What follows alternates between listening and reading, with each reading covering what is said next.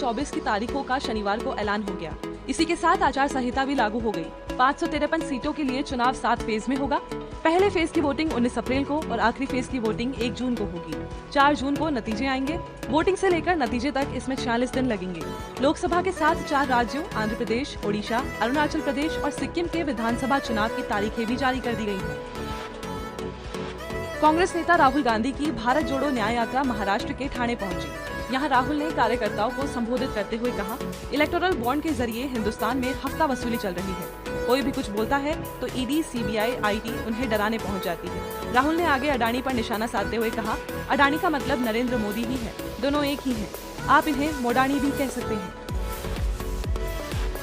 IPL 2024 का पूरा season Bharat में खेला जाएगा। बीसीसीआई सचिव जय शाह ने शनिवार को लीग के कुछ मुकाबले यूएई में कराए जाने की खबरों का खंडन करते हुए कहा है कि इसे विदेश में नहीं कराया जाएगा। कुछ रिपोर्ट्स में भारतीय लीग के कुछ मुकाबले लोकसभा चुनाव के कारण यूएई में कराने का दावा किया जा रहा था। बीसीसीआई जल्द ही पूरा शेड्यूल जारी कर सकता है। बोर्ड ने 23 दिन पहले फेज 1 का शेड्यूल जारी कर दिया था, जो 22 मार्च से 7 अप्रैल तक चलेगा। दिल्ली के मुख्यमंत्री अरविंद केजरीवाल शनिवार को प्रवर्तन निदेशालय के समन मामले में राउज एवेन्यू कोर्ट में पेश हुए। पेशी के 1 मिनट बाद कोर्ट ने उन्हें 15,000 के मुचलके पर जमानत दे दी। कोर्ट ने इस मामले में केजरीवाल को हाजिर होने से भी छूट दे दी है। ईडी ने कोर्ट से कहा कि वो शराब नीति को फाइनल करने से पहले हुई बैठकों और रिश्वतखोरी के आरोपों पर केजरीवाल का बयान दर्ज करना चाहती है, लेकिन 8 समन भेजने के बाद भी वो हाजिर नहीं हुए थे। रूस में राष्ट्रपति पद के चुनाव की वोटिंग के बीच आगजनी और हिंसा हो रही है। यूक्रेन बॉर्डर से सटे बेलगोरोड शहर में पुतिन विरोधी लोगों ने कई जगह आग लगा दी। वहीं राजधानी मॉस्को में लोगों ने कई पोलिंग बूथ में तोड़फोड़ की। पुलिस ने हिंसा के मामले में अब तक 8 लोगों को हिरासत में लिया है। रूस में 15 मार्च को राष्ट्रपति पद के चुनाव के लिए वोटिंग शुरू हुई। पहली बार 3 दिन वोटिंग हो रही है। वहीं नतीजे 17 मार्च की रात तक जारी हो सकते हैं। और अब वो खबर जिस पे होगी हमारी नजर। पीएम मोदी केरल के पलक्कड़ में रोड शो करेंगे। भाजपा उम्मीदवार के समर्थन में पथानमथिट्टा जाएंगे।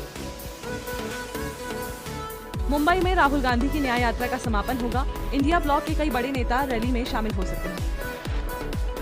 ये खबर जरा हटके है। नॉर्वे में रहने वाले जॉन गुन्नार ने हाल ही में 14 चांदी के सिक्कों को आर्कियोलॉजिकल डिपार्टमेंट को सौंपा है।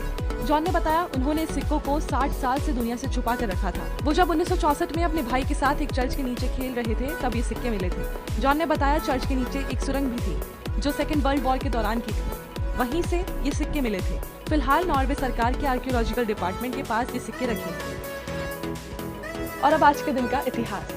17 मार्च 1992 यानी आज ही के दिन दक्षिण अफ्रीका में रंगभेद संबंधी जनमत संग्रह हुआ। इसके बाद रंगभेद के आधार पर भेदभाव का कानून खत्म हो गया। ये कानून 1978 से लागू था। नेल्सन मंडेला ने इसके खिलाफ लंबी लड़ाई लड़ी।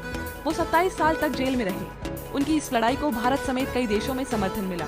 1992 में इस मसले पर जनमत संग्रह कराया गया। करीब 33 लाख श्वेत वोटरों से पूछा गया कि क्या वे रंगभेद का कानून खत्म करना चाहते हैं। इनमें से 68.73% लोगों ने इसे खत्म करने का समर्थन किया।